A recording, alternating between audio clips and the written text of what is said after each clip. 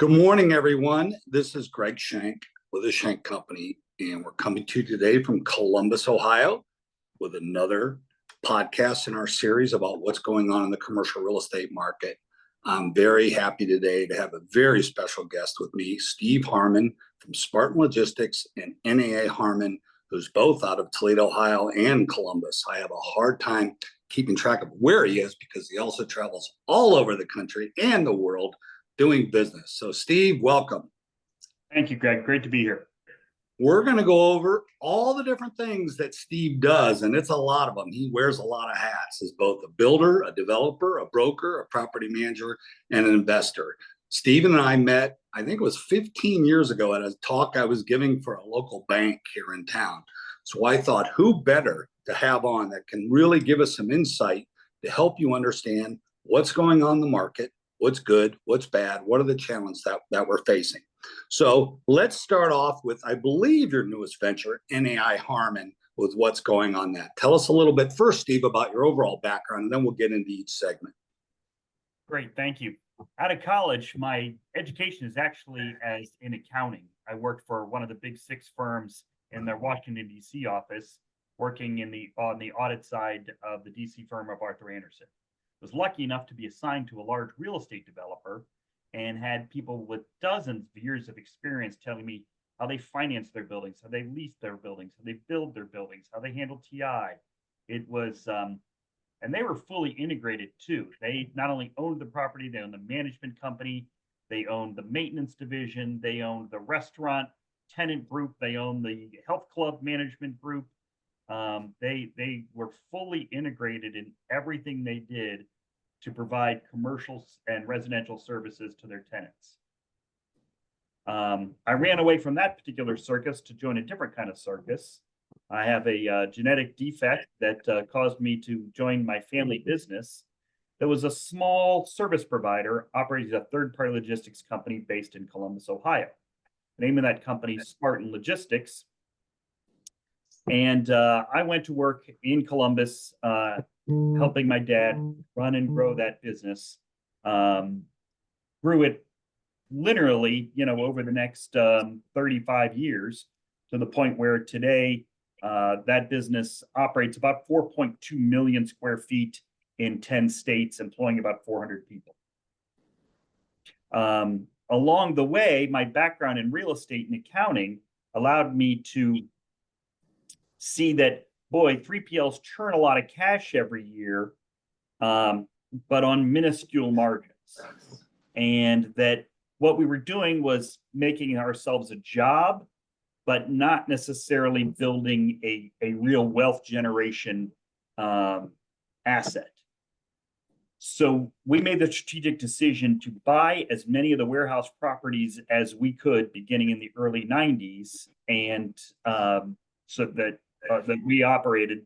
And my thought was no more complicated initially than, man, if we could buy 5 or 10 of these buildings over the next 20 years, when we're ready to retire, we might have something to sell.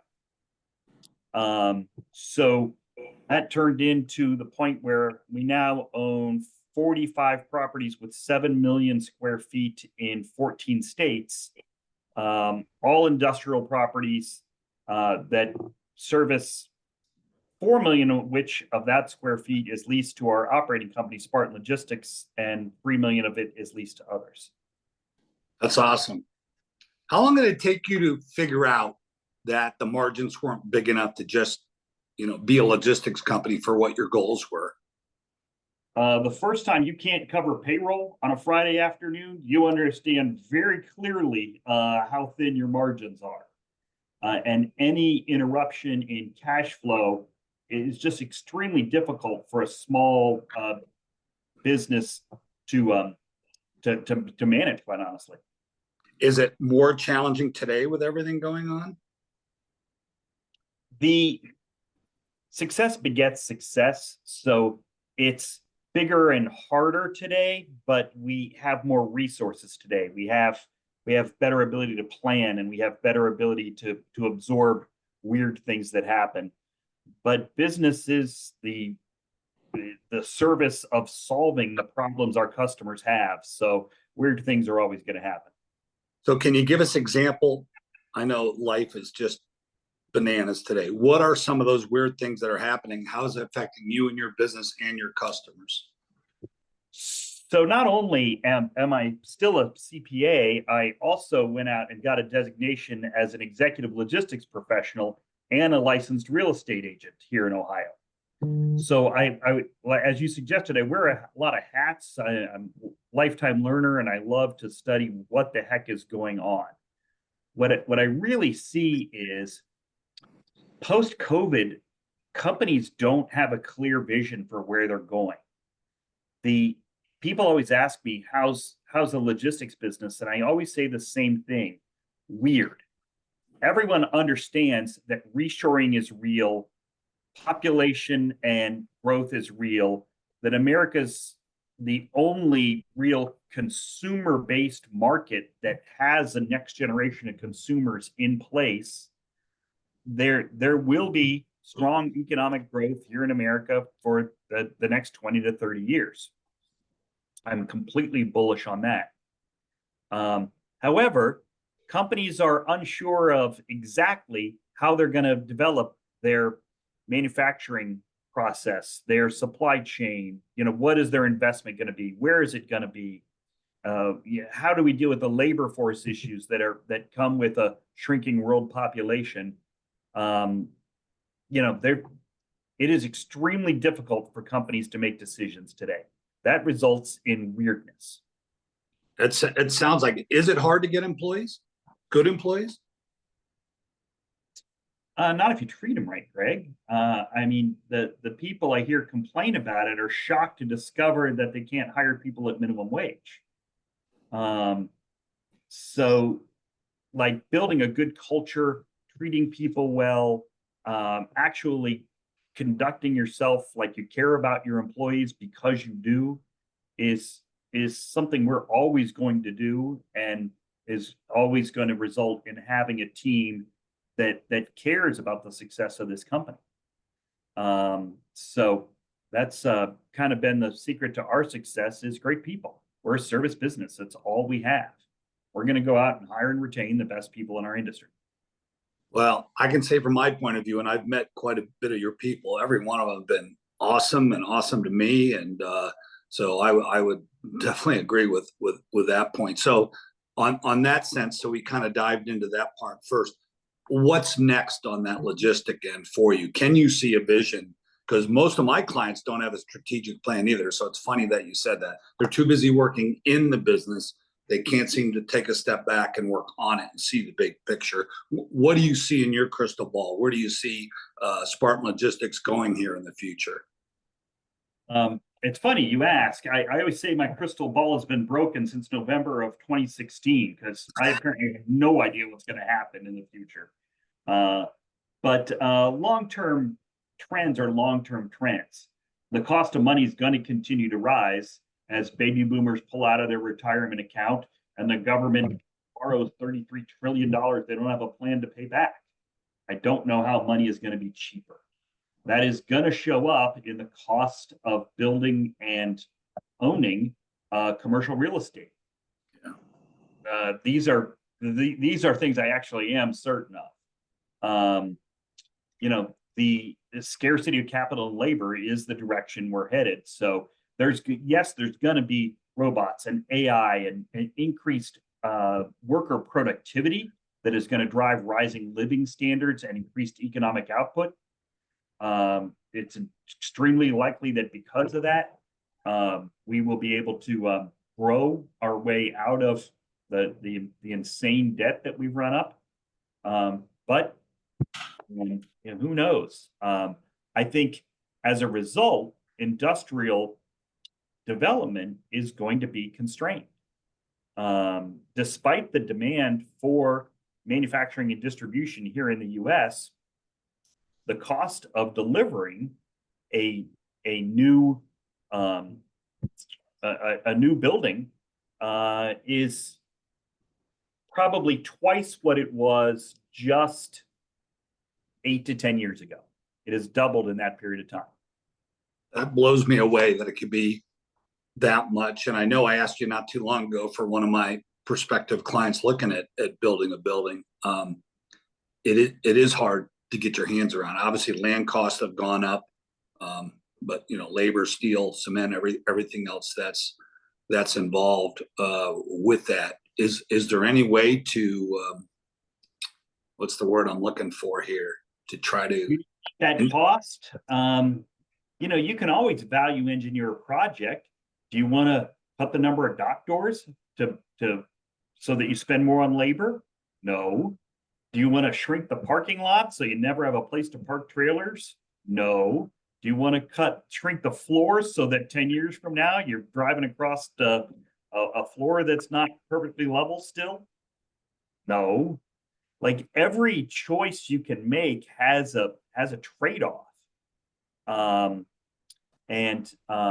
So you can cut some costs somewhere, but even on the capital side, if you're borrowing debt at 6.5%, your principal and interest constant is probably 9%.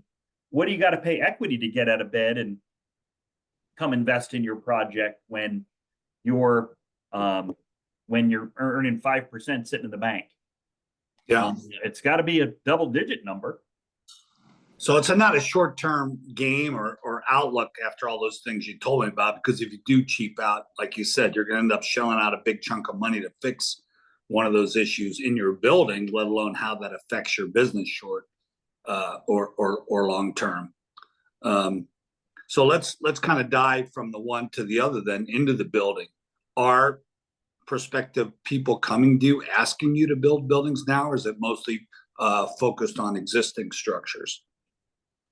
Quoted 6 things in the last 6 months, Greg, and every single time they're like, that's great, but just hypothetically, if it's $100 to build a building and I need a rent cap rate of 10% to make my numbers make sense for the capital costs we talked about, that rent's $10 a square foot on that building. There are not very many markets in the USA where a $10 rent is anywhere near market. Yeah. So unfortunately, the answer, the economic answer, is supply has to become so restrained that market rates push up to where they justify a new construction. We are not there yet. I've not had a single person pick me up on a build-to-suit offer, and despite swinging at a lot of pitches. On all those markets you're currently in, would you say 14 different things? What is the highest rental rate you can charge of any of that? Like 8 something?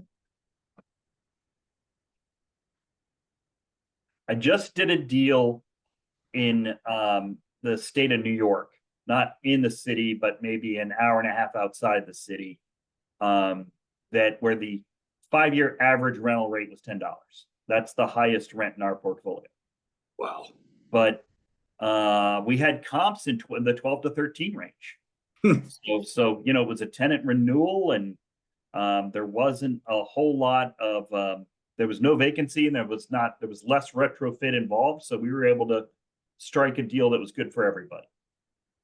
Well, that's good to hear. Yeah, I mean, the things I've seen around, it was $8.50 or $9. So $10 just kind of blows me away when I see it compared to what it used to be. Like you said, not that long ago. So what? I'm not saying that that's market. That is the amount that's necessary to justify an investment in new construction. I understand that. Yeah, that's really what I want our listeners to understand as well, is that every investor has a different level of what they're trying to get based on their time horizon and their risk tolerance. But so what we're seeing is that they'll say, okay, why would I lease that for $10 when I can go out and find the existing product for $5 or $6? Yeah, that's definitely the right decision for you, but it's not exactly what you want. It's not exactly where you want. That comes with other trade-offs. And I'm sure all too well that the pipeline of construction right now has, I don't want to say it's gone to zero, because it's not zero, but it's not very big. The pipeline of buildings coming online has cleared out in the last year, and is the lowest it's been in probably since the '08 crash. You're talking specifically large warehouse buildings. I'm talking specifically industrial properties that are speculative. Build to suit is probably 80% of the construction that you see out there today. So would that be fair to say 100,000 plus square feet? Yes. Okay, great. So I want everybody to understand what we're talking about, because I think there's some smaller stuff out there. And again, there's older things with lower ceiling heights, but when we're talking about new, that's what, 32, 34 plus ceiling height in there, that can be a lot different. Yeah. What we're Okay. discussing specifically is Class A new construction. And so tenants are finding that they're willing to accept Class B or Class C with a coat of paint on it, because it solves the problem for now, and they don't know what the future holds either. Uncertainty seems to be the number one thing that is just confronting logistics and industrial planning today. And I don't think that's just sticks with that, because I represent more office tenants than I do industrial, and many of those are really struggling. And even with investors. So almost any hat that you wear that other people are out there trying, they're struggling. I met a guy in Miami that's got an investor from Sweden that's a billionaire, and he put his American investments on hold. He was not comfortable. And again, here's a guy that's a billionaire ready to make the plunge into the USA. Had never invested in the USA before, but he said he kind of wanted to see the smoke clear. So I think a lot of different industries we're probably seeing that. But since we're focused on industrial today, let's switch hats over to your brokerage end, which is based in. Before you move on, Greg, I found that really funny. The stock market and real estate are the only markets in the world where people don't want to buy when things they don't want to buy low. Like if you really believe, like I do, that Europe has too many demographic issues to have long-term economic growth. China and Russia and most of Asia outside of India are not set up to have the resources and population to have economic growth. I don't believe there's any better market to invest in than the US. And if you can get it on sale now, that would be the smart play. I have 100% of my money invested in the US, and I don't have any international exposure. Maybe you should. Where I'd want to put my money, that where the rule of law, the safety and security, the availability of energy, labor availability. I can't make the case for investing outside the US. Maybe you should be like in charge of the U.S. Embassy and the PR or something there with that after that spiel. That's that's good. That certainly makes me feel a lot better. And I study the market every day on there. So let's switch over to your brokers. And you opened up NAI Harmon in Toledo. How many years has that been now that you've had that? So as we were running our logistics company and buying warehouses and sort of doing both and running both, the real estate became something we managed in our free time. And anything you manage in your free time, you turns out you'd rather have free time. You don't manage it very well. So we set up our own property management, leasing, and brokerage company just to handle our portfolio initially in 2012. And after we had hired some experienced people, they're like, hey, we have our licenses. We want to go do other deals. We're like, cool, let's do it. We had enough success in our market in Toledo that we were approached by the NAI Global organization and asked to affiliate with their franchise. So we became part of that NAI Global organization, which has really been a boon to us because of our representation of a national tenant like Spartan Logistics. So now, and I actually moved our sales operation to Toledo and put it in the same building as our brokerage company, so that when a customer calls Spartan and says, hey, I need a building in Chicago, hey, I need a building in Dallas, Yeah, are able to walk up the stairs, talk to one of our agents, connect with someone from the local NEI Global office in a market that we need space and solve the client's problem and deliver, the operation solution to go in there and operate the warehouse for the client as well. Sounds awesome that was a good move. I know that was a huge decision for it. Again, it's hard to be two places in one, and having grown up outside of Toledo, it's obviously near and dear to my heart, and probably very easy to do business, easy to get around, that sort of thing. And how many employees now have you grown to in Toledo for all those operations? So NAI has about 15 employees, plus 5 to 10 independent agents. Plus we have 5 employees within our captive general contractor that manages our large scale building improvements, tenant improvements, and new construction. That's awesome. So let's kind of go through one by one here.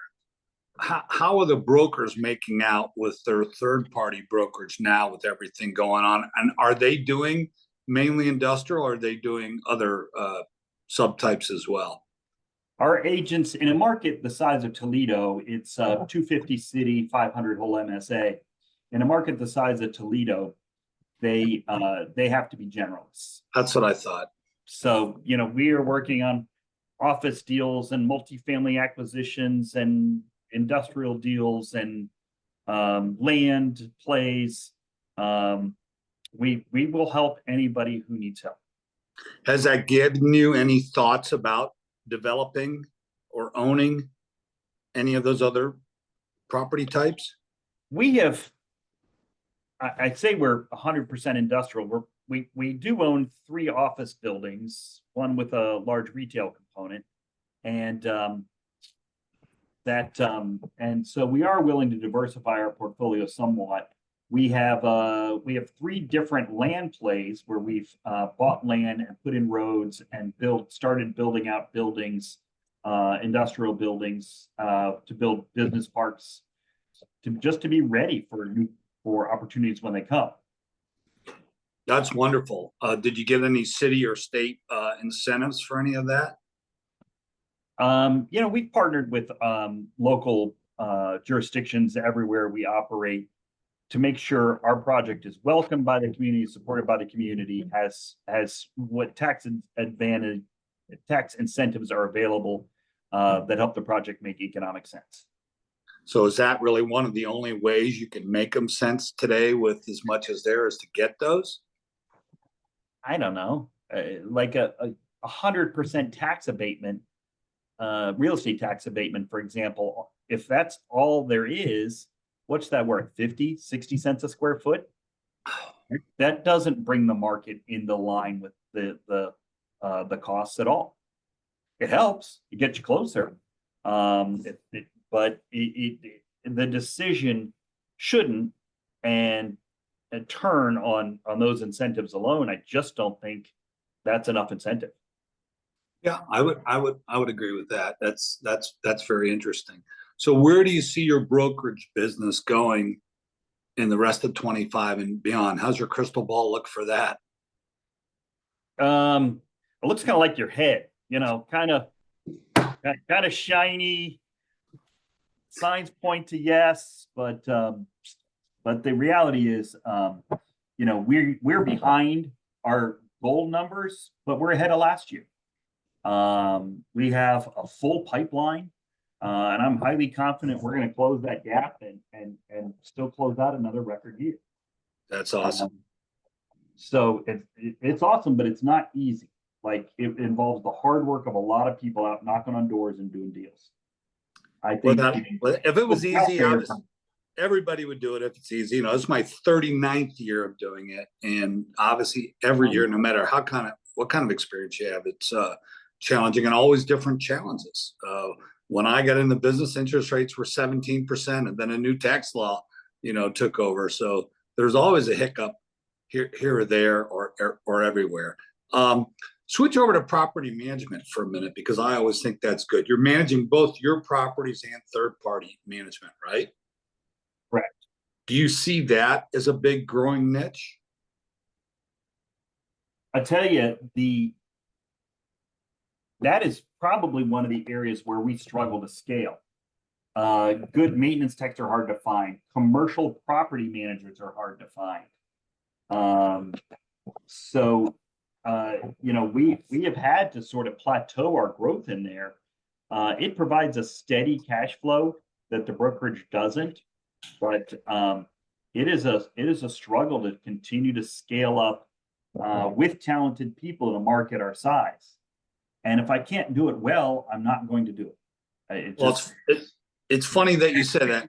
I've asking owners to trust me with their property when I don't know I can crush serving them well. I would never do that. It's more important. My integrity is more important than that.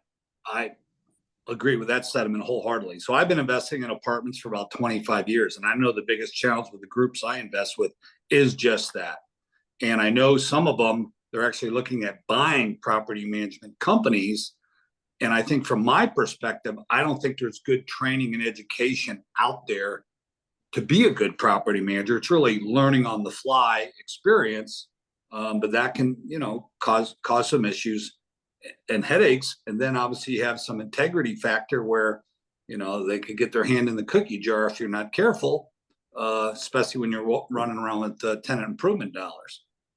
And residential property management is a completely different beast than retail industrial office. We get a lot of applicants from residential apartment property managers looking to make a jump into commercial, and we've tried, but we have yet to find anybody who successfully made that transition. Yeah, other people I've talked to have told me the exact same thing. I know there's IREM, the Institute of Real Estate Management. That's a very good organization, but I'm not sure enough people are going to that to really get that education and training. But yeah, I see that kind of as a long-term ongoing challenge, don't you? Absolutely. Yeah, I would think so. On there. Okay, go ahead.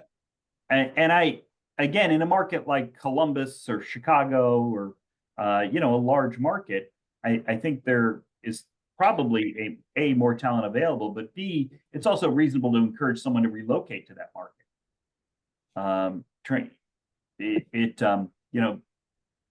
Relocating top tier talent to a tertiary market like Toledo for a property management job, I just don't think is likely.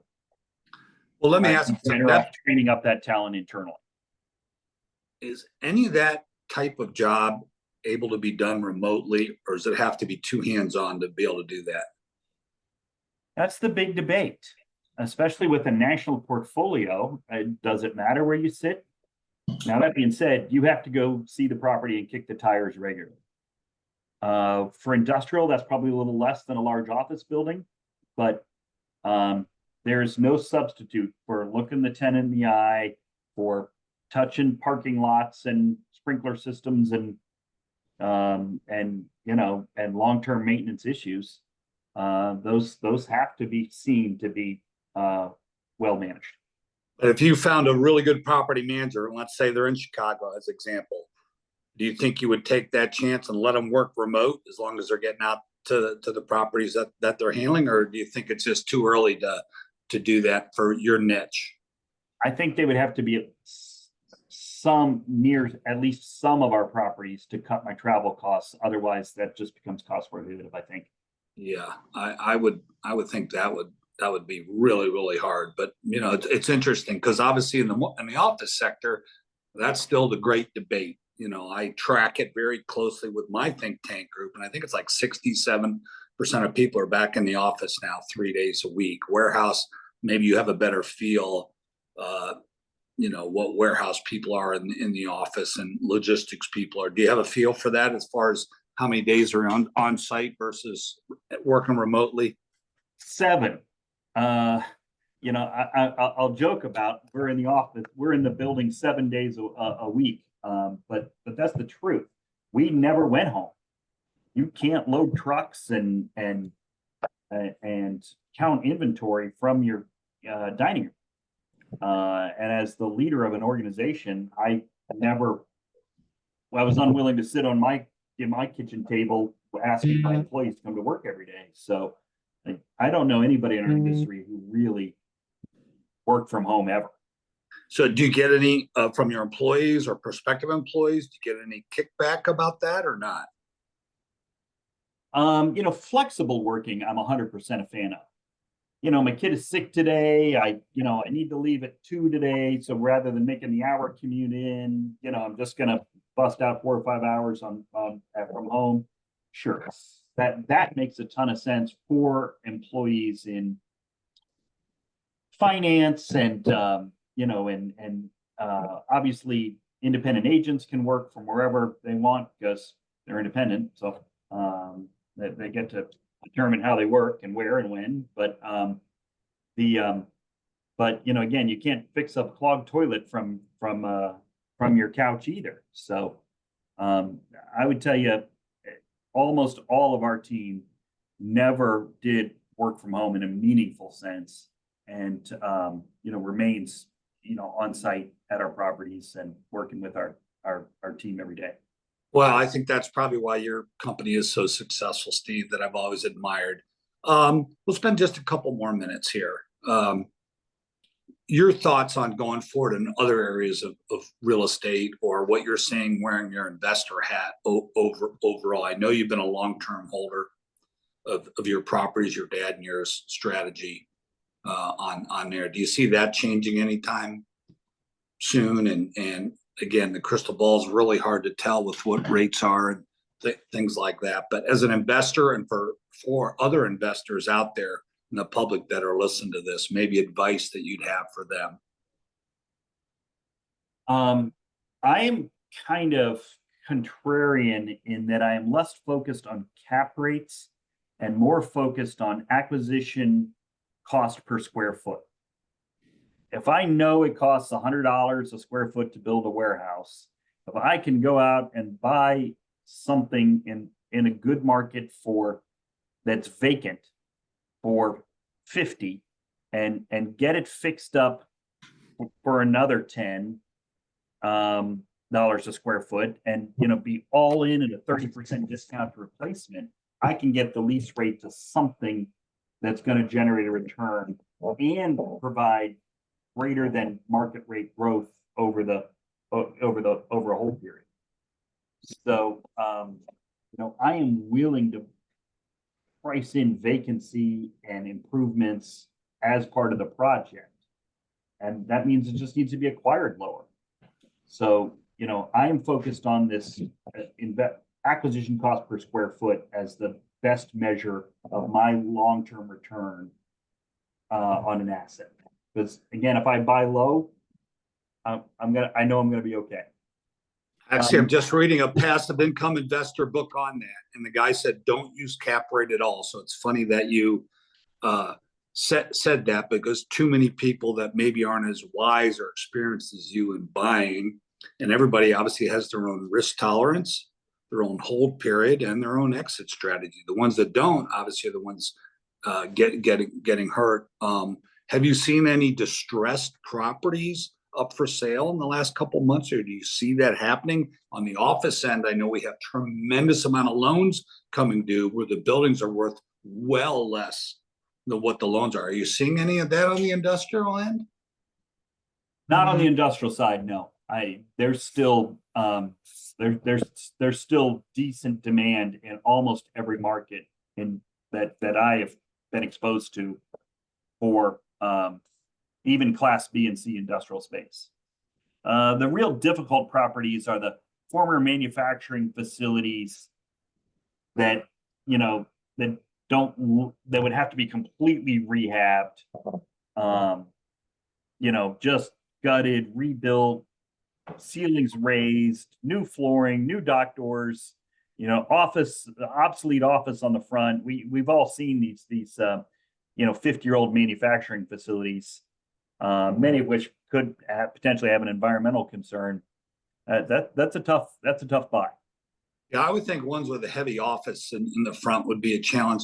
What about lending? What's the lending climate like right now? If you wanted to go out, like you said, you found a vacant warehouse for 200,000 feet.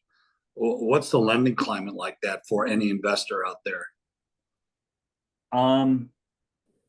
Thankfully, after 30 years, and this wasn't the case when we got into this business and didn't have two nickels to rub together, but thankfully, um, we've gotten the balance sheet to a point where it's strong enough that there is still demand by lenders to make good loans where there's good tenants, good owners, deep pockets.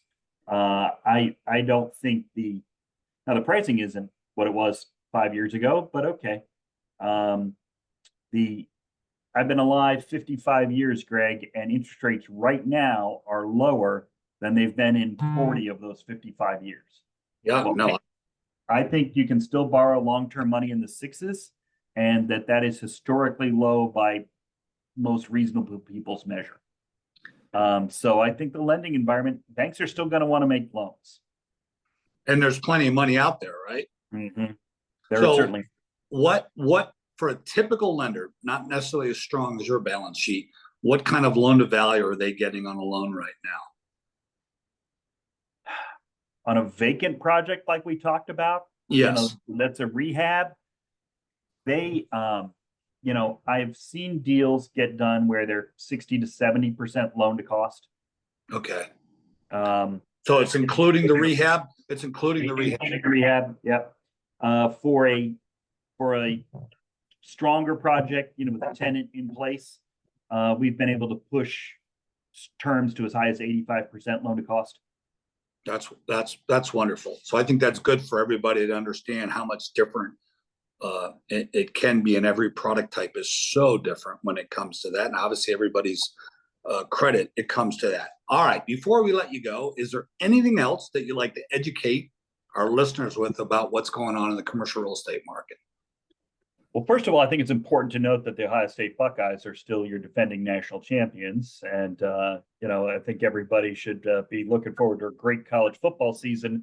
We're currently 73 days away here on June 19th. So I am pretty excited about another great college football season. Other things I would like people to know. I've seen so many deals crash and burn around due diligence issues. Always do a survey, always do an environmental. If anybody tells you don't need to do all that, run. Nobody has your best interest in mind except you. I would agree with that wholeheartedly. I had a guy once not wanting to do an inspection, and it had a mezzanine, and they found out the mezzanine's floor load wasn't strong enough. And what they thought was a great deal because of the amount of square footage with the mezzanine, the mezzanine was useless. So it really wasn't as good a deal as they thought. So the small details, like you said, and those two are obviously not small details, but right. The devil's in the details. We've all heard that saying on there. Well, Steve, I want to thank you so much for your time today. Like you, a diehard Buckeye. It's a little early for me to get excited about it, but let's hope the rest of the year gets better and better as we crescendo, and that everybody out there, if you've got other questions on what's going on in the commercial real estate market, please message me at schenkcompany.com. That's SCHENK.com. And Steve, please let everybody know your website and the best place to reach you. Best place to reach me is Harmon at NAI Toledo, and our website is naitoledo.com. Awesome. Steve, have a wonderful day. Everyone out there, have a great weekend. Thank you, Greg. Thank you.